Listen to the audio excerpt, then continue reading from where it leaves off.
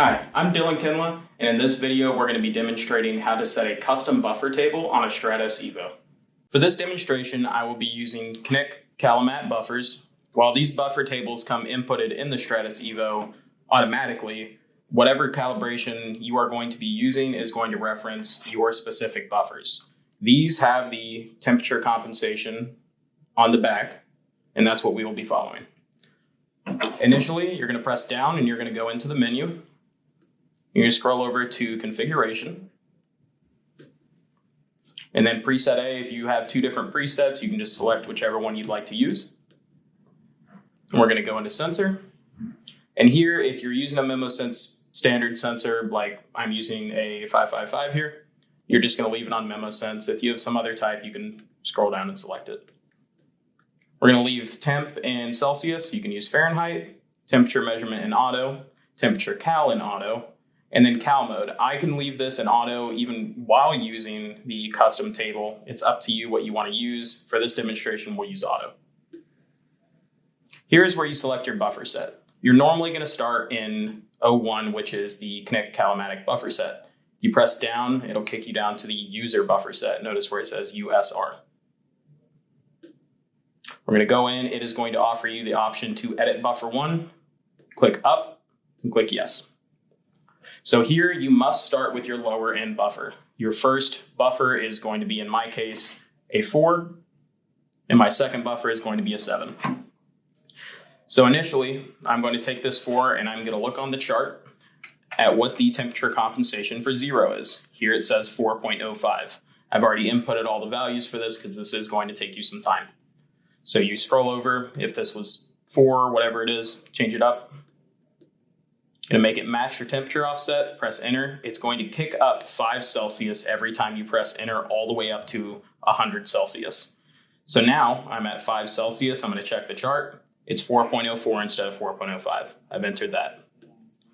10 Celsius, 4.02.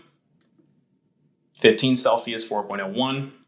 And then finally, for this solution at 20 degrees Celsius, it is at 4.00. Yours may be a little different. A lot of them could be around 25 Celsius. And then you're going to continue to input the different temperature offsets all the way up to 100. Every time you click enter, it is going to go up by 5 Celsius, noted in the bottom right.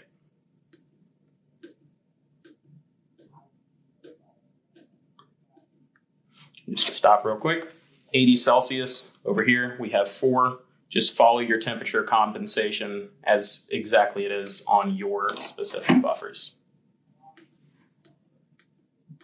Now, after you get to 100, it'll kick you back out to the edit buffer screen, and now it is going to offer you the chance to edit buffer number 2.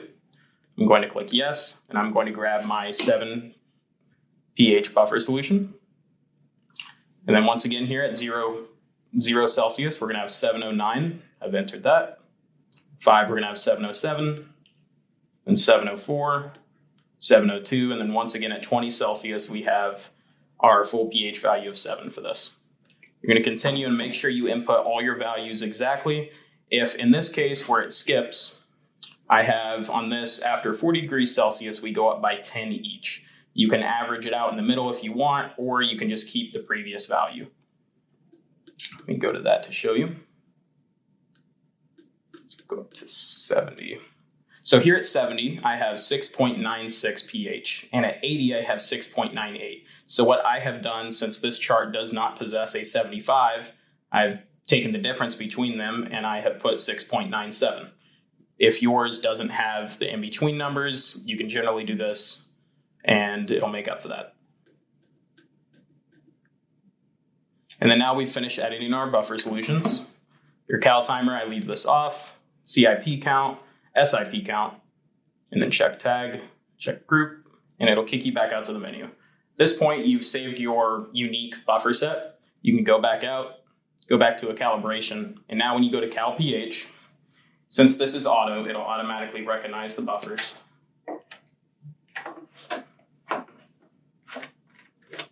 We'll be placing this in the 7 buffer.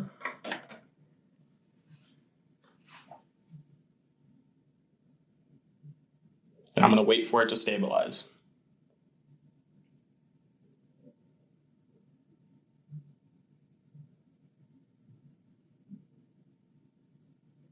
Now that we've stabilized, I'm going to press enter. It's going to process the calibration.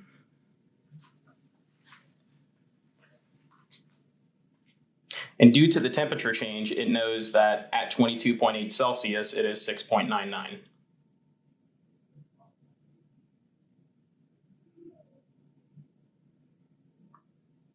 Now it's time for the second calibration.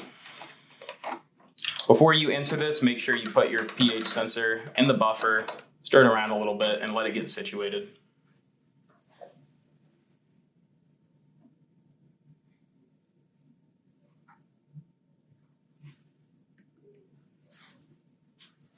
Once you've confirmed the numbers have stabilized, we'll wait for this. It looks like it might drop to 4.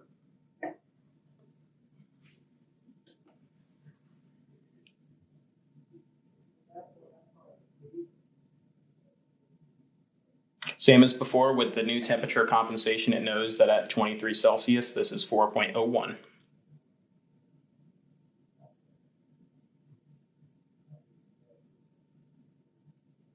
And there you have your 0 value. You click enter and then measure. You'll be back out at your main menu and you are ready to put the sensor in process. Thank you for watching this video. If you have any questions, feel free to shoot us an email or give us a call.